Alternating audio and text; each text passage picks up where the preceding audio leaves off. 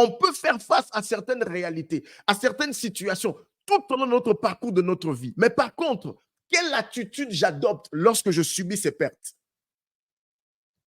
Nous faisons face à des événements.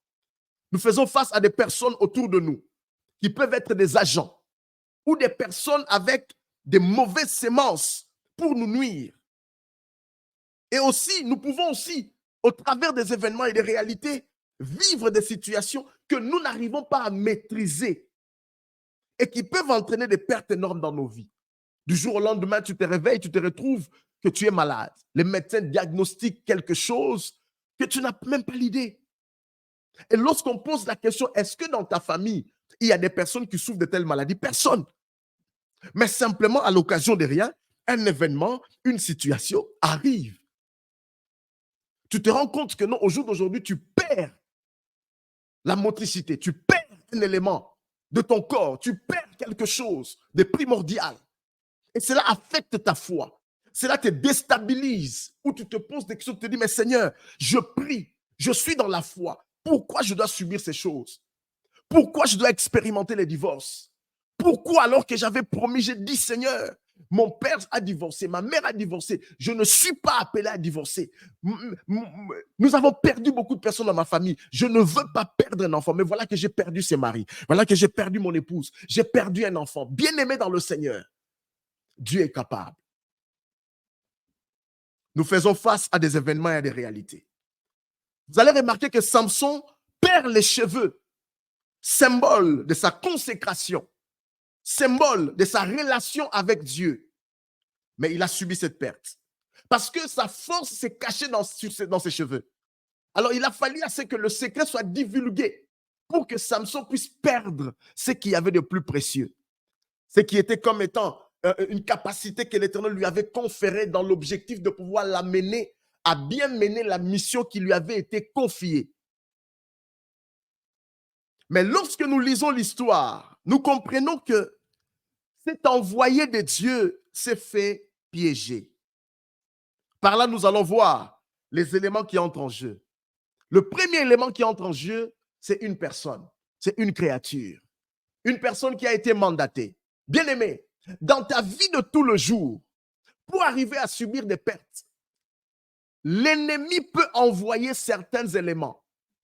Ces éléments peuvent être des personnes, des êtres. Comme j'ai dit tout à l'heure, nous faisons face à des événements, nous faisons face à des réalités, nous faisons face à des personnes tout autour de nous qui peuvent être des agents.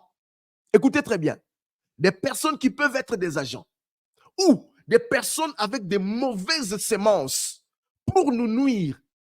N'oubliez pas que la Bible dit dans Jean 10, 10 que le voleur ne vient que pour dérober, égorger et détruire. Mais Christ est venu afin que ses brebis aient la vie.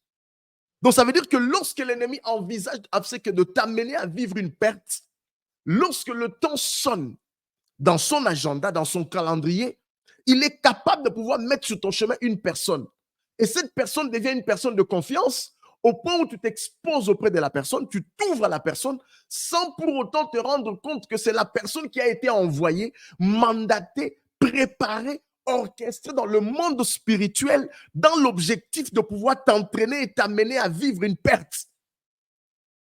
Je prie que l'Éternel t'ouvre les yeux.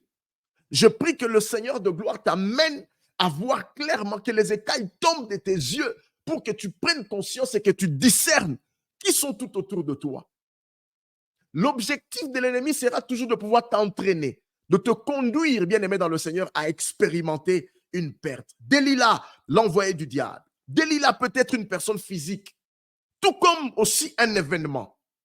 Delilah peut aussi être une proposition alléchante dans le but de nous séduire. Pourquoi? Afin de nous ôter ce que nous avons de plus précieux. Ce que tu as de précieux peut être ton mari. Ce que tu as de précieux peut être ton épouse. Ce que tu as de précieux peut être tes enfants. Ce que tu as de précieux peut être ton mariage, ton ministère, ta foi en Dieu, ta spiritualité, surtout ça. Delilah peut être une personne physique, tout comme aussi un événement, une proposition alléchante dans le but de nous séduire afin de nous ôter ce que nous avons de plus précieux.